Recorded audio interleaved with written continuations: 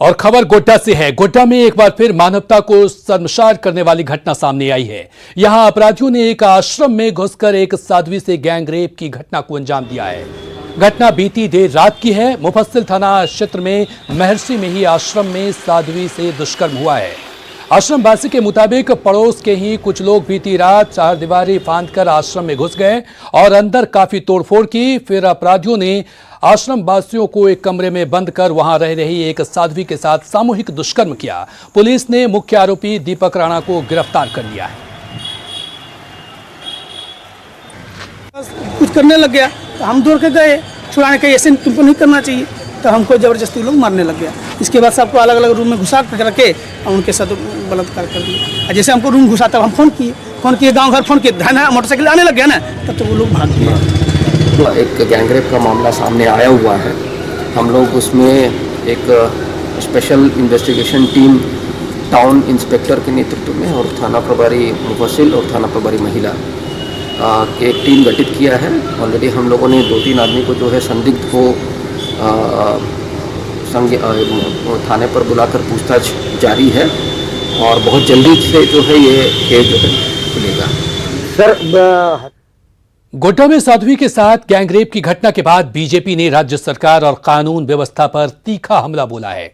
BJP ने आरोप लगाया है कि झारखंड में गिरती हुई व्यवस्था के कारण अपराधियों के हौसले बुलंद हैं। हालांकि बीजेपी ने इस घटना की कड़ी निंदा करते हुए दोषियों के खिलाफ जल्द कार्रवाई की मांग की है।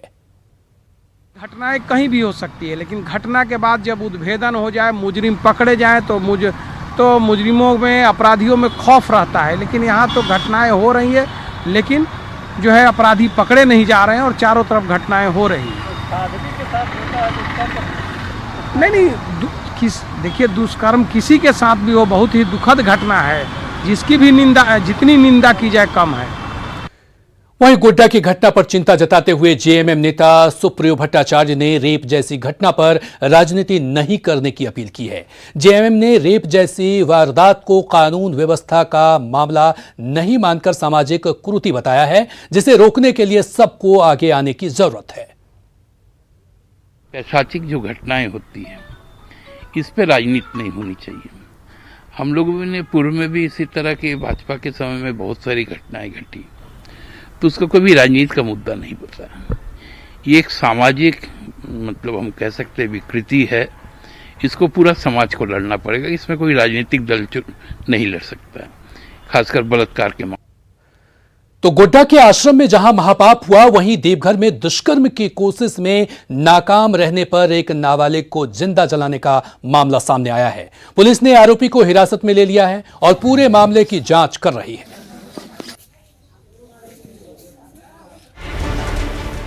बाबा नगरी देवघर में महापाप से हड़कंप है। सारवा थाना क्षेत्र में 12 साल की लड़की को जिंदा जलाने का मामला सामने आया है।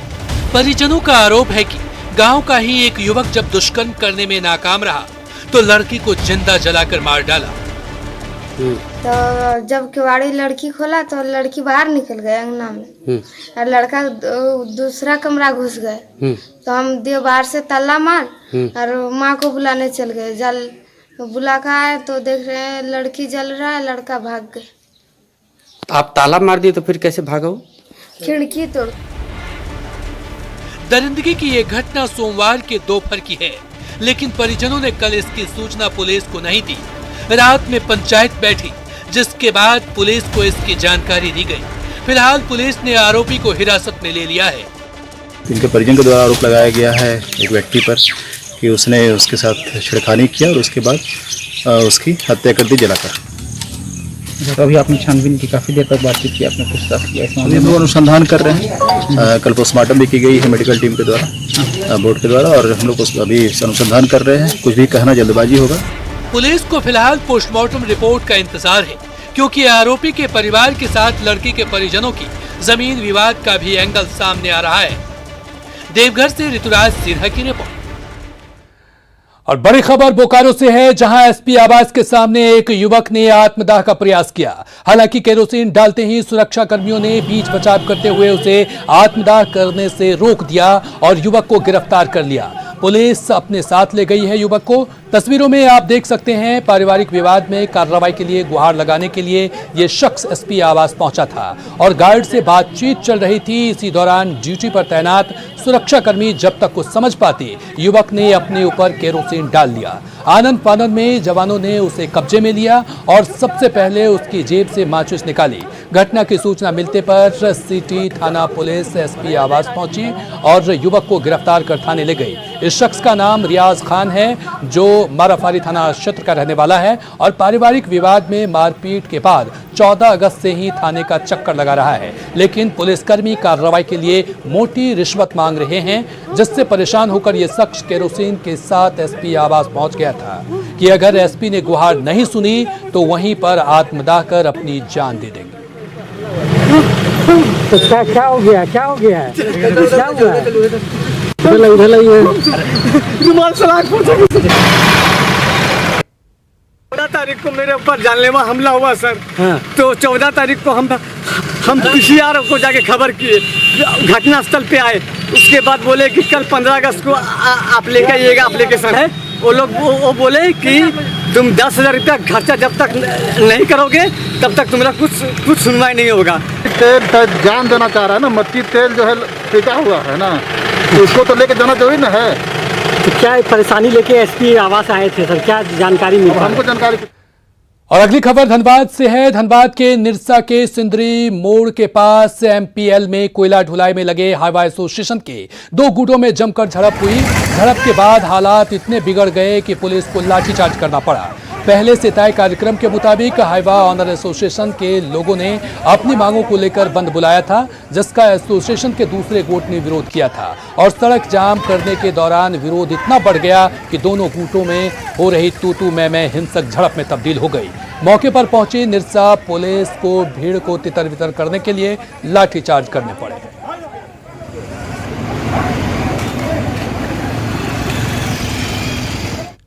रांची में तेज बारिश के बाद एक युवक उफनते नाले में बह गया। इस हादसे की एक्सक्लूसिव तस्वीर न्यूज 18 के पास है। इस दौरान नाले की तेज धार में बाइक के साथ युवक दिख रहा है, जो नाले की तेज धार में बह गया, जिसके बाद उसकी खोजबीन जारी है। आपको बता दें कि कोरहा टोली ITI लेन के पुलिया के ऊपर पानी के तेज बहाव में कल 2 युवक बह गया था। इनमें से एक युवक को स्थानीय लोगों ने सूझबूझ से बचा लिया। हालांकि 200 मीटर की दूरी पर युवक की बाइक तो मिल गई, लेकिन युवक का अब तक कोई पता नहीं चला है।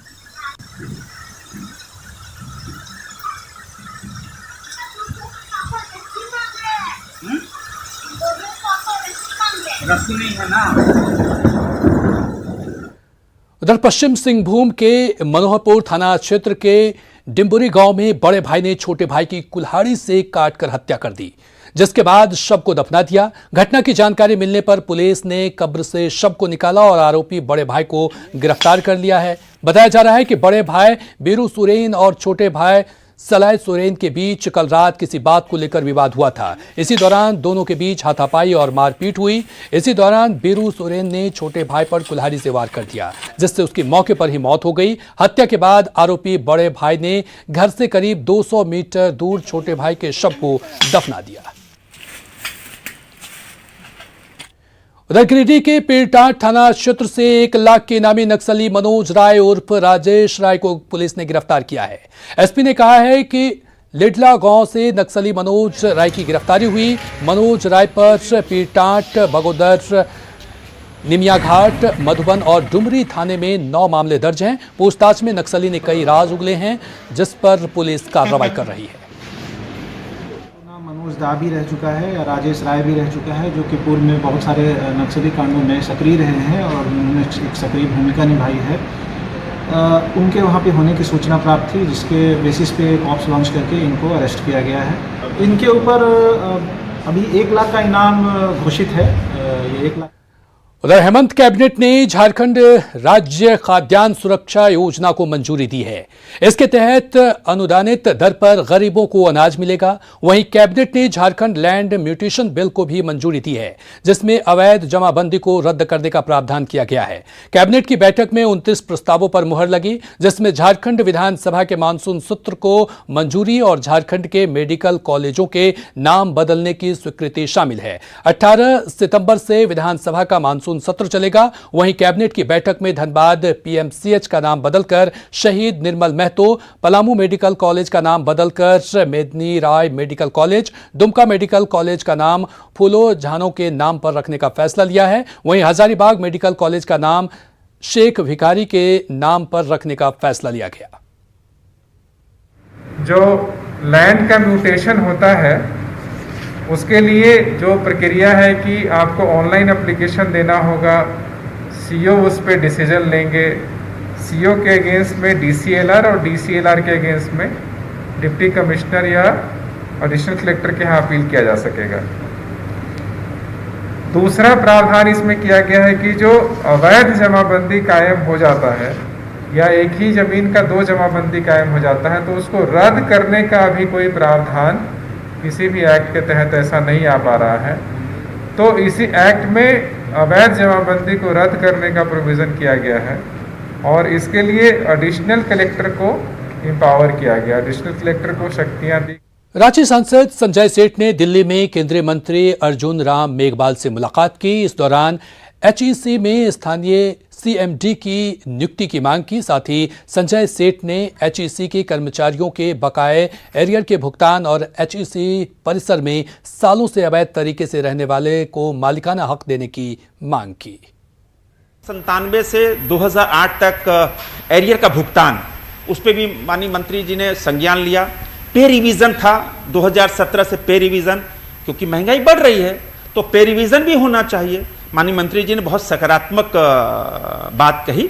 और एक प्रमुख मुद्दा था जो 50-60 साल से जब से एचईसी बना तब से लोग वहाँ अस्थायी, या कह सकते हैं कोई झुग्गी है, झोपड़ी है, लोग कच्चा मकान लगा के रह रहे हैं, कोई रेड़ी है, कोई दुकानदार हैं।